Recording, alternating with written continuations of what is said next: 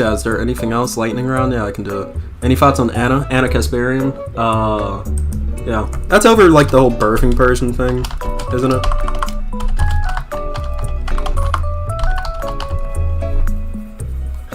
Someone, like, I'm pretty sure Anna's been, like, pretty mad about the whole birthing person thing.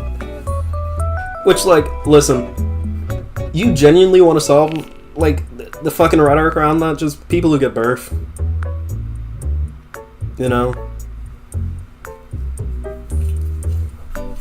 I feel like I can get the apprehension behind the term birthing person, because I'm not gonna lie, it kind of just sounds like a gender-neutral term for fucking broodmare. Like, I'm not even gonna lie. But listen, I'll put it like this. I get the utility behind a term like a birthing person, and I'm not going to subtract from that. It's an important term, it's a term that should be used. I just feel like a better term would be people who give birth, instead of birthing person. Because, like I said, birthing, it sounds like fucking Mad Max. Fucking, you have, I'm forgetting his name, but he has the fucking mask and he drinks fucking milk straight out of the fucking titty. It sounds like something that guy would come up with as a term. I feel like person who gives birth, it communicates the exact same idea without, like, sounding kind of dehumanizing. But at the same time, that isn't to say that Anna Kasparian is in the right in this. Anna Kasparian is absolutely not in the right in her whole fucking weird anti-trans arc now. Okay?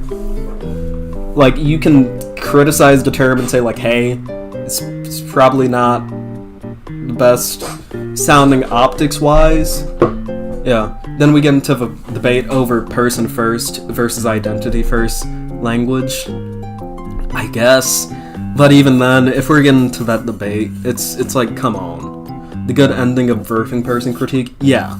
It ultimately gets down to that. Like, optically, does the term birthing person, can it be perceived in a bad way? Yes. I feel like person who gives birth is gonna be perceived in a less bad way, and it communicates the same idea. And again, it doesn't just sound like a gender neutral term for, like, a broodmare. Because, like birthing brood fucking person mare, it's like a gender neutral broodmare almost, it kind of sounds like. Yeah. But the term has its utility. It's an important term, birthing person. I personally wish it was person who gives birth. And I can see why someone would have apprehension over the term birthing person. But if you're turning your apprehension for the term birthing person into a way to shit on trans people, you don't just have an issue with that term, you're just fucking transphobic and a piece of shit. They both sound weird, yeah.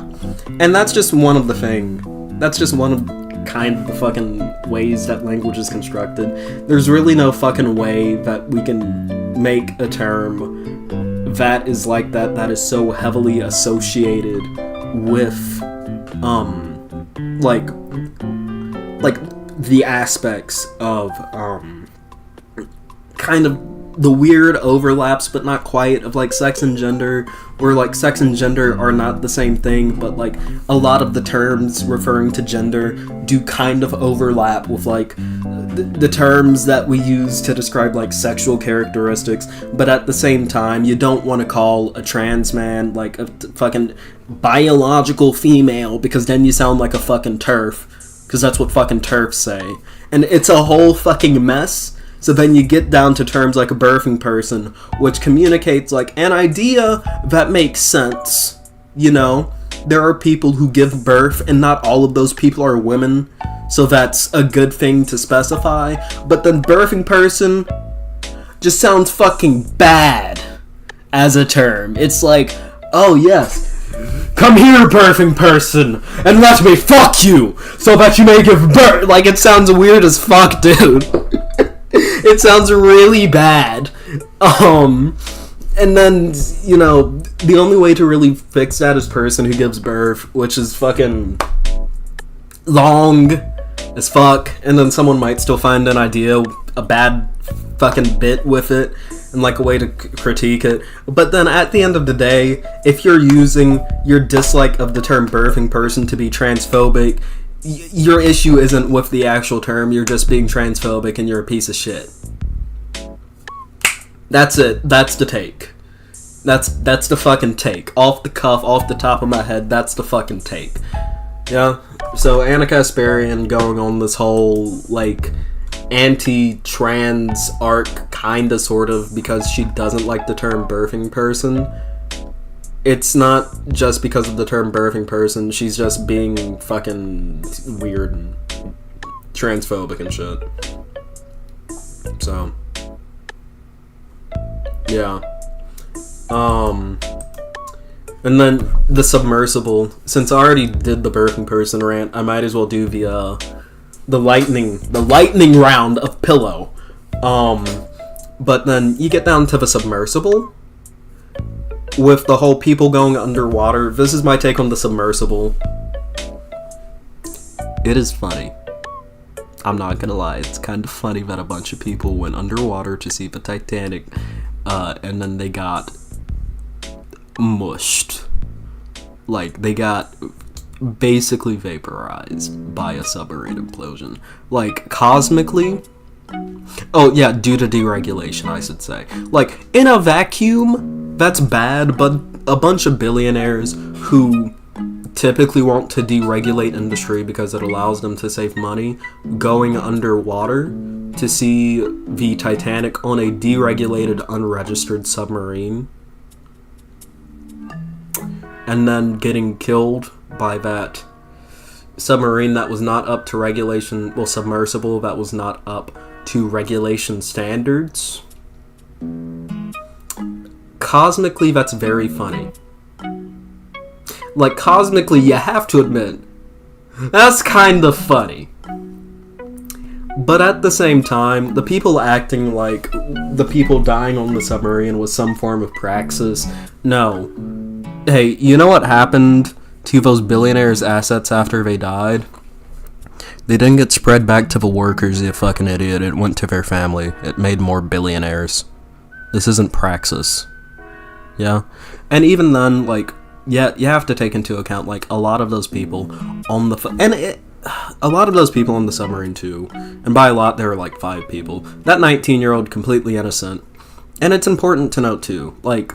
When we are looking at things from a left-wing, a more Marxist perspective, we do acknowledge that billionaires ultimately contribute to the exploitation of workers. That's how they became billionaires. That's how they got their wealth. They exploited workers. They fucking extracted their surplus value. They aren't paying their workers their fair share. And that's bad, and that's exploitative, and that's horrible. But we have to also acknowledge that the average person doesn't look at wealth dynamics that way. Going around and saying, yeah, those greedy billionaires got what was fucking coming to them from their exploitation of the workers of the world by dying, and now the workers can see. You look like a sociopath who's celebrating a bunch of people's deaths when you go around and say shit like that.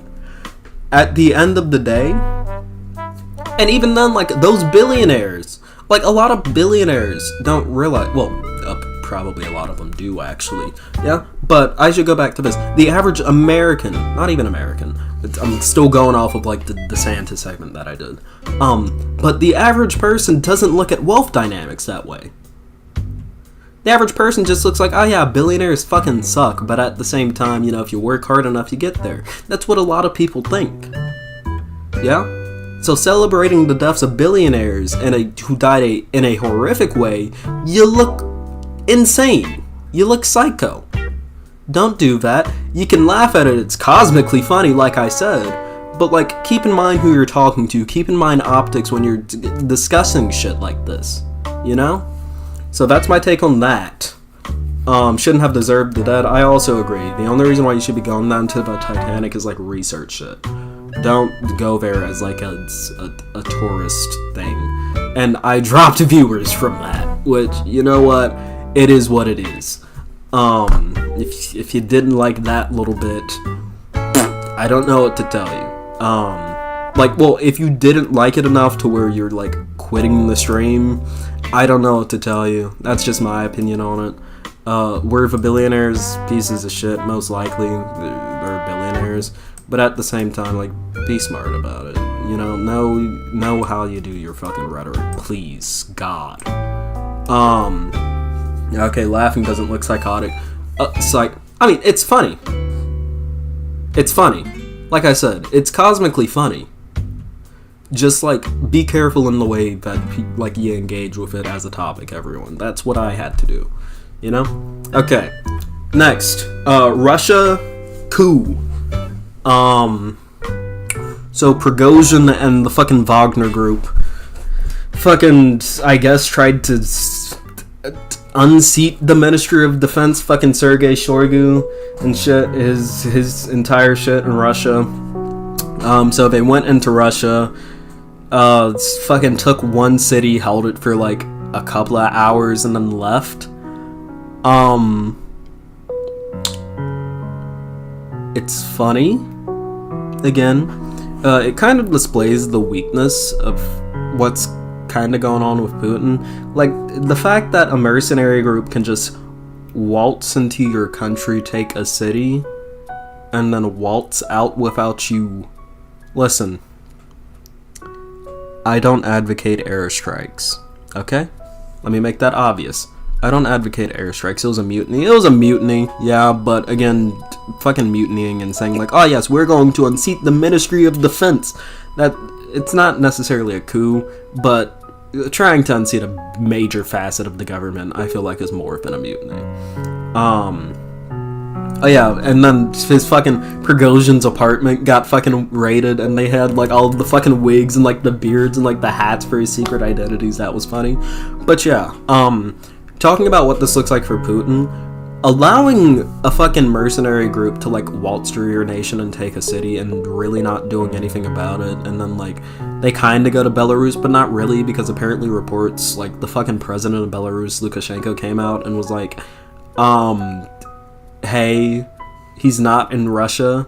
Vladimir Putin came out looking weak. Yeah, it looks very weak as a leader. That's not something that you want to have done to you. Like, an almost coup is not a good fucking, like, you look weak. Listen, if Putin didn't want to look weak, the moment that the fucking Wagner group started walking up that fucking streak, he should have airstruck them. Like, there should have been fucking drones raining hellfire on their ass for even trying that. Putin looks extremely weak from that. Yeah. And that's just from, like, a strongman perspective. Fuck Putin, for the record. But if I was Putin, those fuckers would not have left alive, okay? With that being said, let's also go on to Colleen Ballinger. Colleen Ballinger, Miranda Sings, got accused of some shit. I think it was mostly like weird sexual shit that she said to like her kid fans in group chats, like asking them to send, I think it was like ass pics and shit, and talking about like sex openly with them. And then I think it was also something with her brother that I can't really get into, because I'm doing this off the cuff of my head from what I remember. Okay, that's bad. That's really bad. So, when she responds, this is worse. Hey, I'm sorry I did grooming shit. I'm Colleen Ballinger. My team told me not to fucking do it, and I to not talk about it to you, and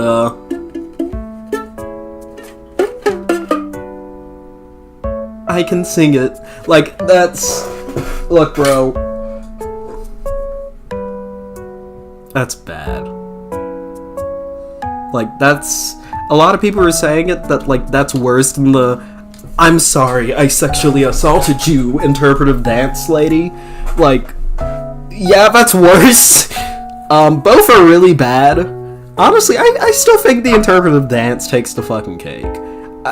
That one's wild. Yeah, I think they're both, like, both of those apologies crossed the threshold of like so bad that you can't really quantify how bad they are. You just look at that and you go, yeah, that's bad.